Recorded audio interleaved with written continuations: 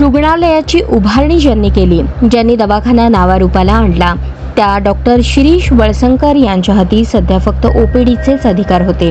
ओळखीतील रुग्णांचे थोडे बिल कमी करण्यास डॉक्टर शिरीष यांनी सांगितले तरी देखील बिल कमी केले जात नव्हते.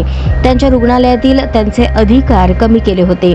त्यांच्या शब्दाला किंमत राहिली नव्हती अशी माहिती अटकेतील मनीषा यांनी पोलिसांना दिल्याचे सूत्रांनी सांगितले. डॉक्टर शिरीष यांची सून न्यूरोसर्जन असल्याने रुग्णालयात त्यांच्याचकडे अधिक रुग्ण असायचे. त्यांचे शिक्षणही जास्त होते. दुसरीकडे डॉक्टर अश्विन यांचे रुग्ण वेगळे होते. प्रत्येक जण त्यांच्या रुग्णांचे बिल स्वतंत्रपणे घ्यायचे. माझ्याकडे केवळ वेलफेअर संदर्भातील निर्णय असायचे. रुग्णालयास काही वस्तू आवश्यक असल्यास डॉक्टर शिरीष यांच्या स्वाक्षरीने त्या वस्तू मागवत होते असेही मनीषा सांगत होती. रुग्णालयातील निम्मे अधिकार सुनेला देऊनही त्यांना डॉक्टर शिरीष वळसंकर यांचा हस्तक्षेप मान्य नव्हता. अलीकडच्या काही दिवसात सून आणि मुलांमधील अंतर्गत वादामुळे रुग्णालयावर परिणाम होऊ नये, तोटा होऊ नये, रुग्ण कमी होऊ नयेत म्हणून मोठ्या डॉक्टरांचे रुग्णालयात येणे जाणे वाढले होते. पण त्यांचा हस्तक्षेप दोघांनाही आवडत नव्हता. काही महिने वेगवेगळे राहिलेले डॉक्टर अश्विन आणि डॉक्टर सोनाली काही दिवसांपूर्वी एकत्र आले होते असेही मनीषा म्हणाल्याचे पोलीस सूत्रांनी सांगितले.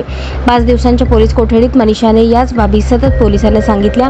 दरम्यान आता डॉक्टरांच्या कॉल डिटेल्समधून काहीतरी धागेदोरे हाती लागतील अशी पोलिसांना आशा आहे. दुसरीकडे सुसाईड नोटवरील हस्ताक्षर स्वाक्षरी देखील खूप महत्त्वाची ठरणार आहे.